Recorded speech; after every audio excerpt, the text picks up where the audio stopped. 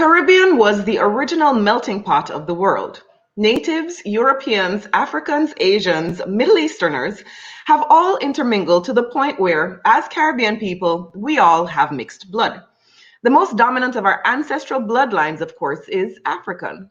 Xavier Murphy, founder of Jamaicans.com, shared the story with me of visiting Africa a few years ago and having a visceral connection with the countries he visited. But it didn't start there. Xavier Murphy, welcome to the show. Hi, Caleb. How you doing? Thank you for having me. Absolutely. Thank you for being on. So at the beginning, you shared with me that you wanted to find your roots before heading to Africa. Let's start there. Tell me first about the desire that you had to find your African connection and then how you went about that. So, I love to travel. And I always said, before I travel to Africa, I have to find my roots. I have to find where I'm from in Africa, and my people. And so, travel to Europe, travel to Asia, travel to Caribbean, South America. But I said, until I get to, until I know where I'm from, I would never travel to Africa. And so that's where the journey starts. Right. So you went about looking for somewhere that could connect you, not with all of the background of where you're from, but specifically your roots in Africa. What was that search like? Yes. So, I've done the ancestry DNA, I've done the family DNA, and I've done all of that. And it tells you, hey, you're part this and you have this blood in you. But, again, for me, it was the African blood. Where is that from? So there are a couple companies out there that can dig in deeper for that information. And I found a company called African Ancestry DNA, African Ancestry, and they were able to dig in. I saw a video. I think it was a YouTube video with some of the folks that they helped them find their roots, which was was just totally amazing and inspiring. And I said, listen, I'm gonna do this. I want to find my roots. So I reached out to the company, and my great journey began to finding my African roots. Awesome. All right. So enter AfricanAncestry.com, the world leader in tracing maternal and paternal lineages of African descent, helping over 750,000 people thus far connect with their African ancestry. Before I bring on Dr. Paige, talk about the actual experience that you had of kind of going through the process.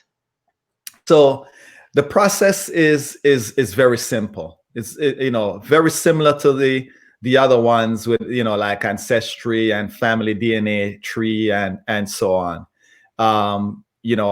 I wanted to do both the maternal and the paternal, which is key. And once Dr. Paige comes on, she could discuss that a little bit more. But they always say get the male in the family to do the DNA test. So I did both the maternal and the paternal test. You get the swab, and you get the envelope, and you send back the swab in your mouth. Okay.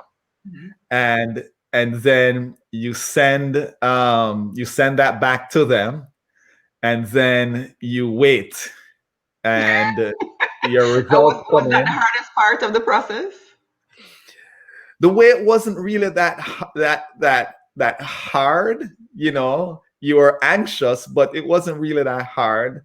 But it's monumental because you're learning something that is just going to possibly change your life, and the results did. Right. Okay. All right. So let's bring on the person responsible for, or partly responsible for helping all of this come to be. Dr. Gina Paige, along with Dr. Rick Kittles, co-founded African Ancestry in 2003. She travels the world helping people demystify their roots and inform on identities so they may better understand who they are by knowing where they are from. Dr. Gina Paige, welcome to the show. Thank you. Thank you for having me. It's a pleasure to be here. Absolutely, and I'm loving that coral salmon lovely wall behind you. Thank you. Thank you. All right. So how did you shared with us before we recorded that you have quite a bit of different African ancestry yourself, including Nigerian. How did you realize in your own life, in your own journey, that there was a desire for this type of service among Black people, where they wanted to connect with their homeland? And how did that lead you to founding this company? Thank you. I think it's natural to know. I can't tell you how I knew that Black people want to know where we're from in Africa. I think that is a natural question that so many Black people have asked over generations, but never had the wherewithal to answer. Particularly in the United States, we weren't even recorded as human beings on a federal census until 1870. So you can do all the genealogy research you want. You can look at family trees, you can try and dig into records, but if you're a Black person, you're ultimately going to hit a brick wall. You're not going to be able to get past Alabama, Mississippi, Jamaica, Haiti, South America, Brazil. It's just, you just can't get back to the continent. And so that's a natural desire. But my business partner, being a geneticist, had developed or created this database that helped to answer the question of where am I from by Black people around the world. And when he was at Howard University, he worked on a project, the New York African Burial Ground Project, where it was his job to identify the ancestry of the bones that were uncovered in an enslaved cemetery. And when the community found out that this was possible for bones, they pretty much demanded that it be done for them as living people. And so to start the company, it really was a case of supply and demand. The consumers demanded it. And then Dr. Kittles and I created the company to provide the service. Right. So I heard you talking about some of the social issues that demanded it because, Xavier and I are from Jamaica. It's a different, I don't know that that connection is there. We would hear it about our grandparents, and I know my people are supposed to have come from the Ashanti tribes and the Gold Coast, but for African Americans, I think it is different, as you said, because there's a social separation over the centuries that has separated you from your lineage. So there's a social justice element as well as that kind of connected with the activity of unearthing these bones and that whole process. It's social justice as well as a current social outcry. I believe that tracing your ancestry through genetics is an act of political resistance. Hands down, because the whole way that the system of slavery worked was through disconnection, disconnecting the enslaved, the captured Africans from their identities, from their homes, from their languages, from their names, from their family members, from their ancestors. And so particularly at this time, you could definitely view it as an act of resistance to reclaim the identities that we lost, that were stolen. And when you do that work, you, as Xavier is nodding voraciously, you do that work, you have a foundation that you may not have even known was missing, but you have a foundation now so that it's the social justice injustices that we face, they certainly matter, but we can react to them differently because we know who we are. Right. I Right. know Caleb will ask a question for the reveal, but everything Dr. Paige just said just really sums up that feeling where you gain, you actually, it's like you took back something that was taken away from you.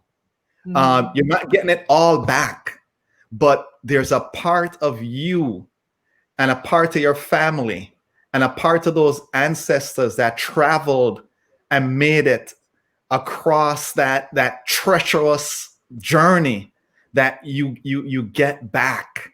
I can't describe the feeling, but yeah. All right. Well, since you already started on that track, Xavier, you did the service with Dr. Page, or with African Ancestry, and then you did take that trip to Africa, and you talked about getting emotional and going into a slavery museum and actually tearing up and crying eye water on your poor wife. What was that? What was that experience like of you learning about the blood that's flowing through your veins and then actually setting foot on the motherland? So I'm going to back up a little bit and I'm going to do the reveal, right? So let's not wait. So the reveal is, which was surprising because I was listening to you, Caleb, as you were saying, we're Ashanti, we're this, we're that. So my expectation was that everything would point to Ghana, because that's all we hear in Jamaica. You're from Ashanti, you're from Ghana. That was what I said. Oh yeah, that's it. So when the first envelope comes in and it says Mafa people, Nigeria and North Cameroon, I was like, what, Nigeria? I've always heard I'm from Ghana. Okay. And that was my paternal reveal. So my father's side is the Mafa people who are in the North Cameroon region and Nigeria, North Cameroon region. The second one came in, and this one was the Ewe people who are in Ghana and in Togo. So that's my maternal side.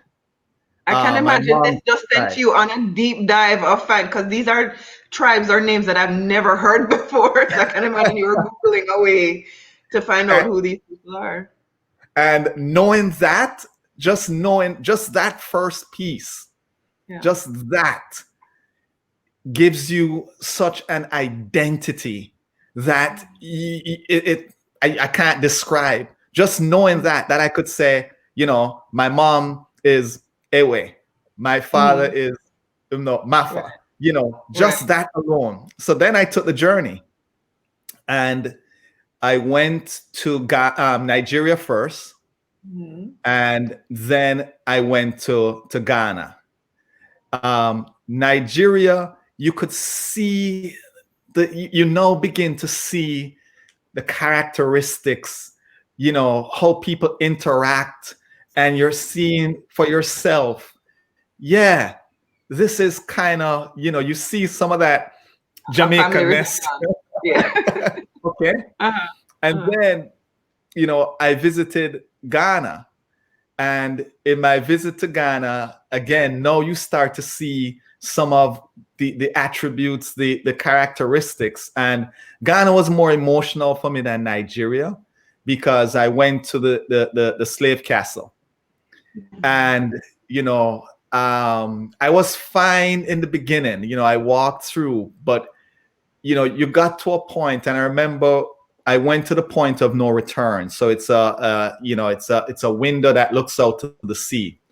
And I remember saying to myself, and I posted this on social media, I said, my ancestors were never able to return here, but I returned here for them. And that feeling, that sense of feeling that I was able to overcome, and what they had to overcome, is something you can't put into words. But then when you went in, and I know when I broke down when they were talking about the overseer parading women in the courtyard and basically picking a woman every night. And I just broke down. I just cried like a baby because the emotion of everything just being in that particular place, the point where my ancestors were trafficked as merchandise, put on a ship and sent off. And it was just emotional. I don't even care if it's Black people. I think every human being, Black, white, yellow, whatever you are, should visit the slave castle, the Armenia slave castle. They should visit because it's a part of history, and they should visit. So I've talked enough. I let Dr. Paige jump in here. Yeah, well, I'm going to ask Dr. Paige. You did. I'm pretty sure you started the journey with your own trip to Africa and your own connections in this kind of way. What was that like for you, if you did? Actually, I did not. I came to this journey as a business person, starting a company that allowed me to use my skill set that I and my parents had invested in over many years to launch something that has never existed before. Even today, we're the only company that can place you in a present day country and ethnic group or tribe, and to do that for a group of people that I'm passionate about, which is Black people.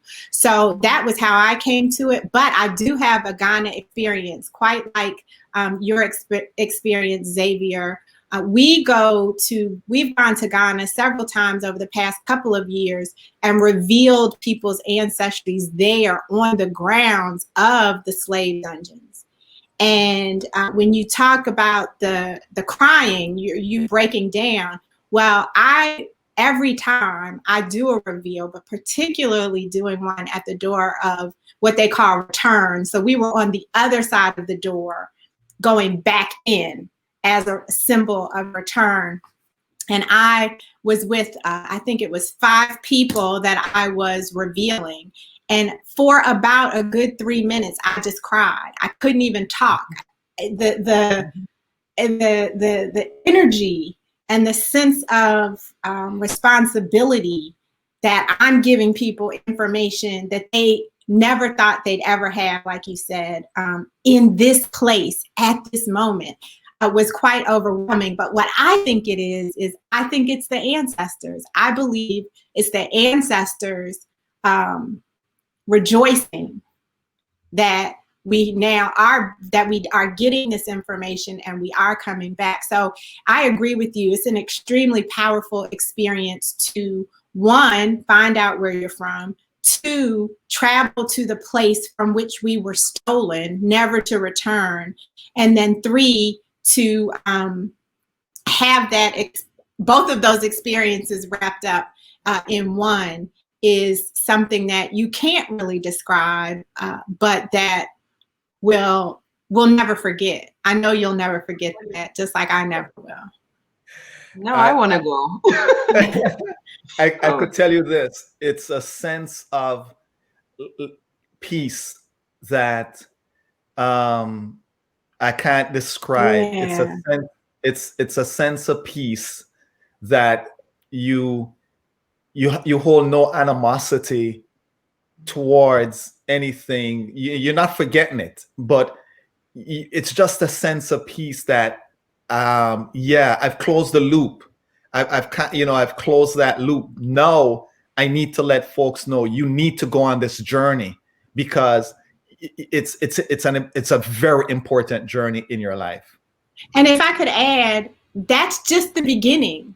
Like finding the answer is just the beginning. It's what you do once you have the answer, like you described. You may not want to travel to Africa, and that's cool. That's not for everybody, but you can connect. Even in Miami, there are lots of African immigrant populations in major cities and across the world. You can read. People are learning the languages. People are sharing it with their children so that they can participate in international days at school. People are writing films and plays and music. They're just so much creating new traditions within their families, having naming ceremonies. There's just so much you can do that's new and transformative once you know.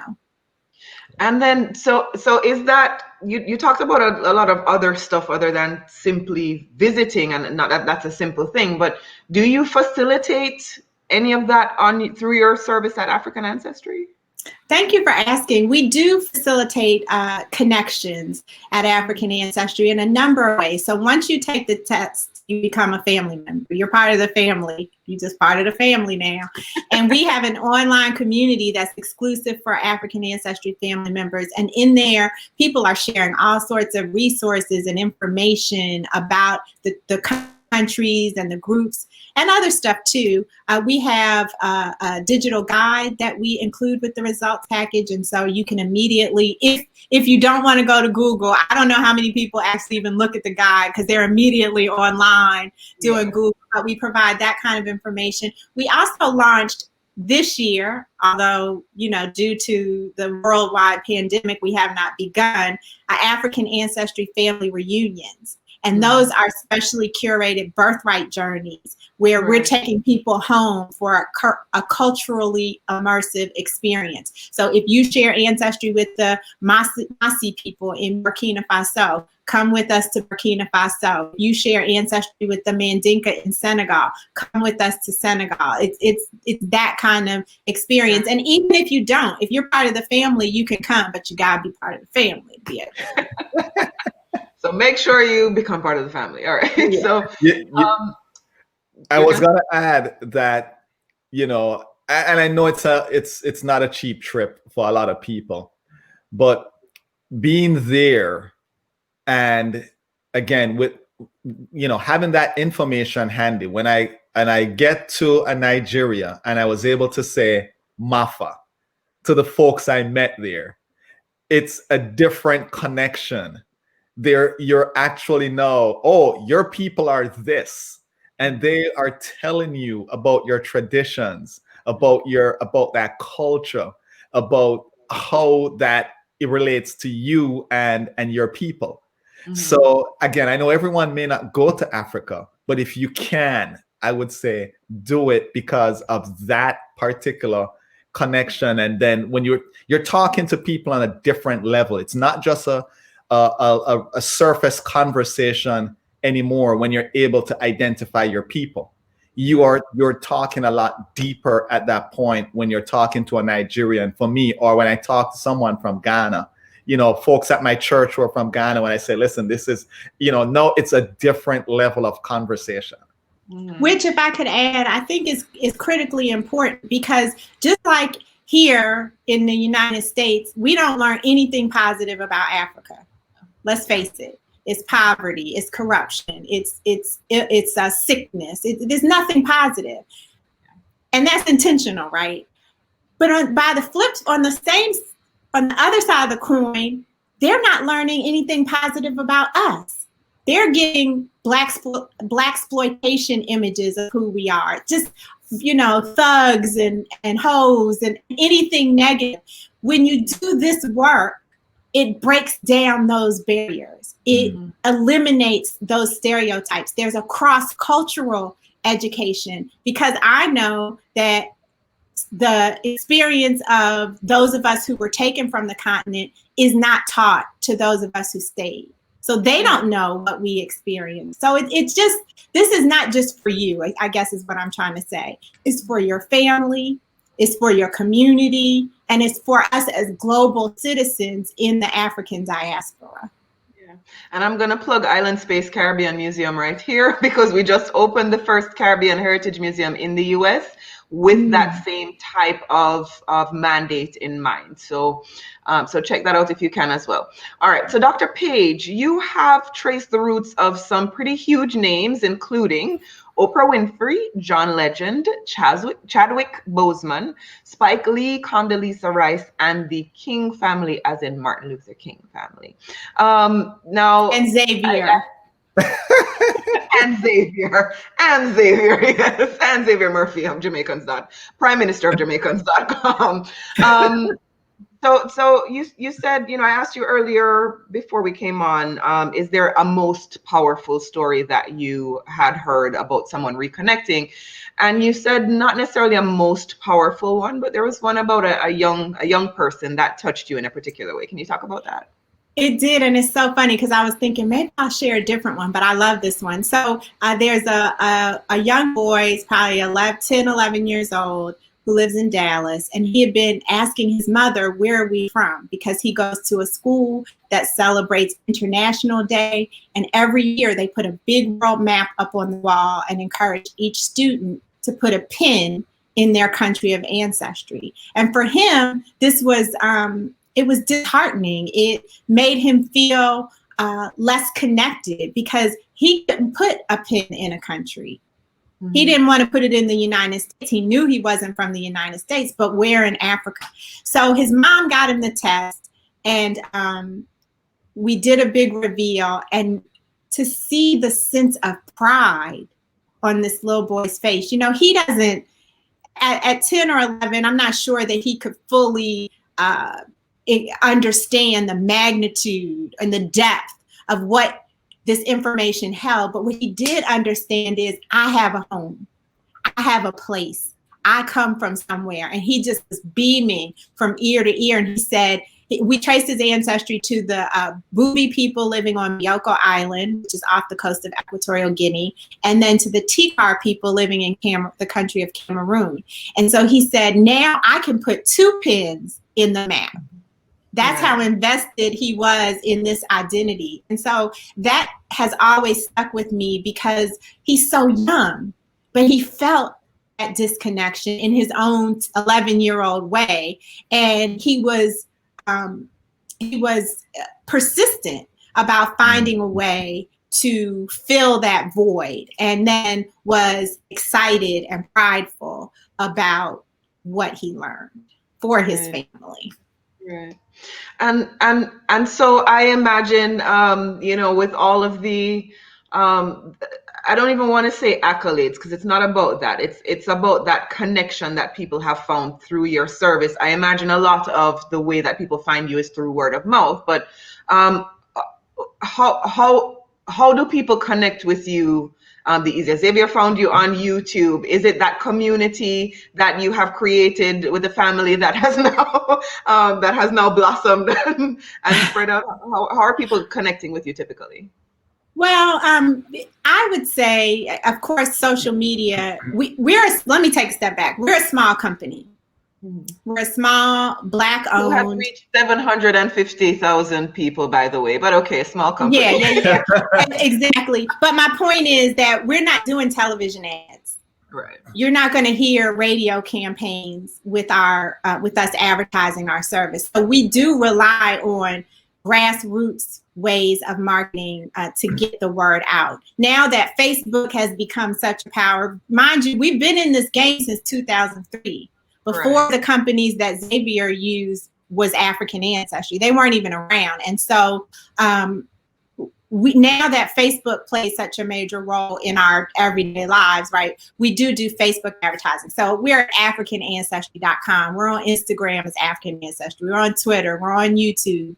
And then we do partnerships. And then we do things like we do a lot of media like we're doing with you.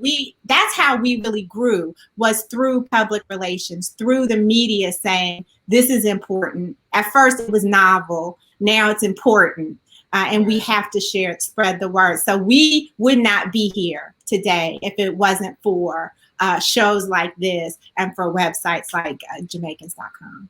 Right.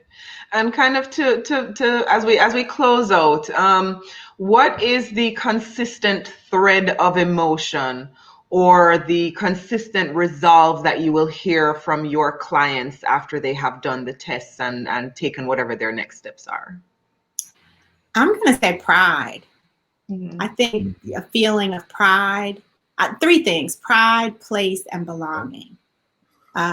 People are now saying, I'm from, I'm Mafa, like Xavier, or my people are Mende. Or in our online community, we recently had a game night, and it was the Balanta people of Guinea-Bissau versus the Tammany people of Sierra Leone. I mean, it's just fascinating to see Black people, like you said, Khalid, talking about ethnic groups that they had never heard of, and probably countries that they had never heard of. So I think it's pride, place, and belonging for sure. Spectacular. Yeah. And I'll echo that. It is, you know, I claim it. You know, I hear the Afro beats, the Nigerian Afro beats, and I mean, you know, I claim it more. All right, so our Prime Minister at Jamaicans.com is claiming his African roots. If one of our viewers wanted to do this themselves, what is the cost of the service? So the regular price of our service is $299, and our test traced one branch of your family tree. So if you want to know where your mother's people are from, it's $299. We offer discounts for multiple tests taken. Once you're a family member, you always get a discount on future tests. And one of the things I want to be very clear is that this is a family project. Xavier took a test. Xavier, do you have brothers and sisters? I have a brother, 2 brothers. So the results are the same for his brothers and their children. They're the same for Xavier's mother and his aunts and uncles and his cousins and his grandmother. So it only takes one person to take the test, but then the whole family gets to share the results. Yeah. And is the whole family now part of the African Ancestry family? Yes, they are. You know how we are as Black folks. It's everybody's welcome. Dr. Paige, I don't know if you want to mention also that if folks want to take it, and I did my research on this, the importance of trying to get the mail to do the test, I guess, because of go ahead, Dr. Paige. I actually disagree. I actually disagree. And let me tell you why. When we trace the mother's line, the results come back African 9 out of 10 times. 92% of the people that take that test get an African result. Now, we do not guarantee that your result is going to be African. You said it best.